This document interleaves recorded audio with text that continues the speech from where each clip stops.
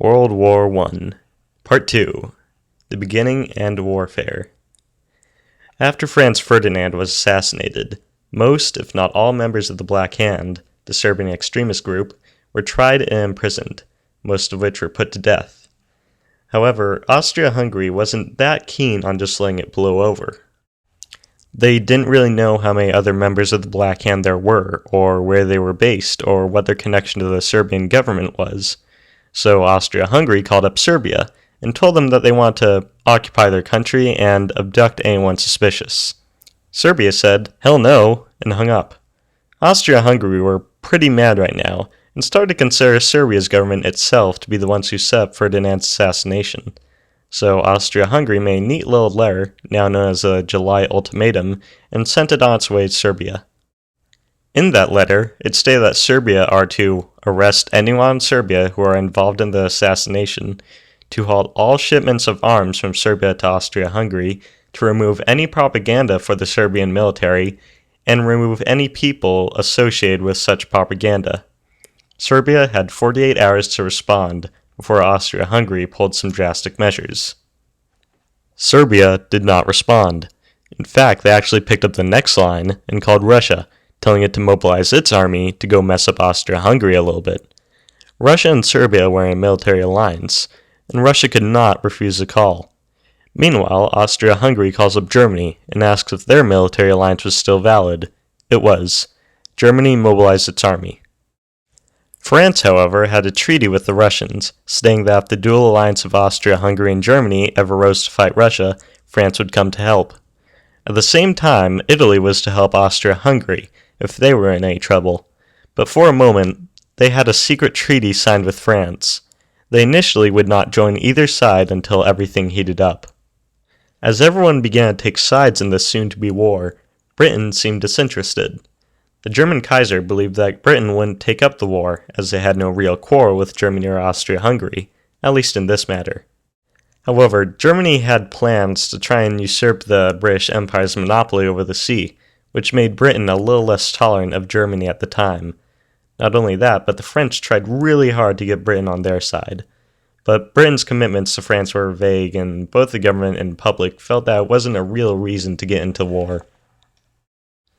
Then, astonishingly, Serbia did consent to Austria-Hungary's demands, save for a few minor details.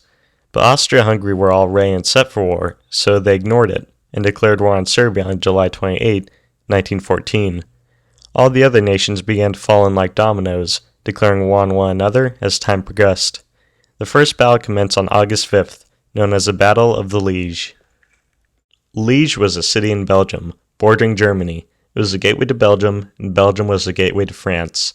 The Germans knew that if they wanted to make a strategic push through the Western Front, they would have to take it from the north. The German army was about 320,000 men, outnumbering 70,000 Belgian defenders. Without going into too much detail, the German army won about 2 weeks later, but had very heavy losses. It marks the first land battle in World War I. The Western Front ended up to be the most important fronts of the war. It was also where Britain first entered the fray.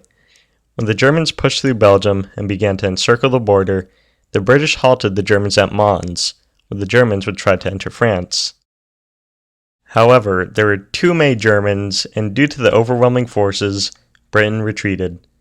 So they decided to create a very rooted defense to stop the Germans from reaching Paris. This was trench warfare. Trench warfare was the crappiest of all warfares. Here's how it went. Two sides dig into the ground and parallel each other. Then they start firing artillery at the battleground until it was completely engulfed in explosions. Occasionally, one side would charge at the other, then they would be promptly cut down by machine gun fire. World War I is probably one of the first modern wars as we know them today in terms of arsenal. Machine guns were being developed, planes were in use, artillery was improved, and everything was very different from a war that would have taken place around 50 years ago. Strategists didn't really take heed to it though. Their old plan of charging at the enemy and gunning them before they could reload their musket was still valid to them, so when they tell their soldiers to start running at the enemy holding a big old machine gun, they believed nothing could go wrong. Not only that, but trenches were just horrible places to be camped out in. Disease was rampant due to the humidity, wounds, and tight spaces. Rats and other vermin thought that the trenches were great places to live in, especially since there were so many unchecked corpses that they could feed off of, or even better, live inside of. Not to mention, there were lice that caused a disease called trench fever. Other diseases include trench foot, a fungal infection of the feet that could turn gangrenous and result in amputation. This is all topped by a horrible daily routine that included getting up an hour before dawn to be in a raid against the enemy, drinking rum as your primary meal, and cleaning rifles. Trenches were also notably boring, top it all off with the fact that it smelled bad.